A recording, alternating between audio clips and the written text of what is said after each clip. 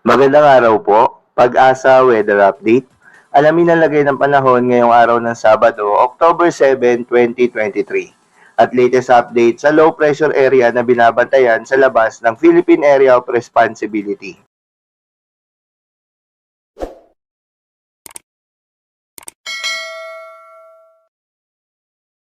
Magandang umaga po sa ating lahat. Narito ang ating weather update. Una sa lahat, itong si Bagyong Jenny ay patuloy na lumalayo sa ating bansa at wala na pong direktang epekto sa limang bahagi ng ating bansa. Kasalukuyan, nasa layong 640 kilometers west ng Itbayat, Batanes. Patuloy pa niyang hinahatak itong habagat o southwest monsoon. Kaya ngayong araw, itong southwest monsoon ay naapektuhan itong kaldurang bahagi ng northern Luzon at ng central Luzon.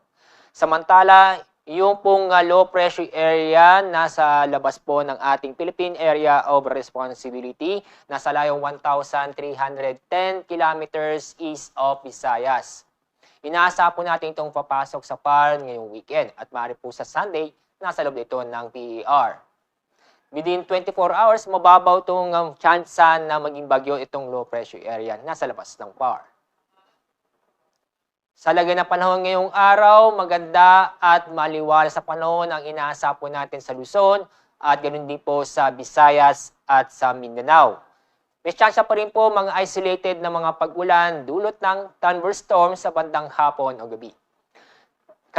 Dahil sa maganda at maliwas na panahon, mataas po ang temperaturang may tatala sa Tuguegarao, aabot po ng 34 degrees Celsius. Sa Legazpi, aabot din ng 34 degrees Celsius. Dito sa Metro Manila, aabot po ng 31 degrees Celsius. Sa Visayas at Mindanao, dito sa bandang Davao Region, sa Metro Davao, mataas po ang temperatura, naabot ng 34 degrees Celsius. 34 degrees Celsius din ang inaasa po nating maximum temperature sa Zamboanga City.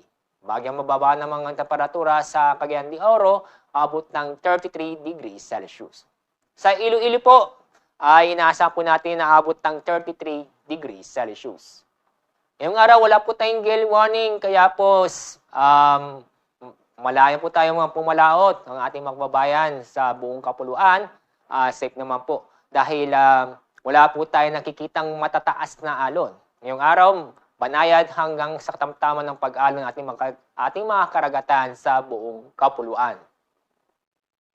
Sa weather outlook, sa susunod po 3 araw sa Metro Manila, sa Metro Cebu, Metro Davao at ganun din po sa Baguio City, ay magiging patuloy pa rin na maganda at maliwas sa panahon, maliban lang po sa mga thunderstorm.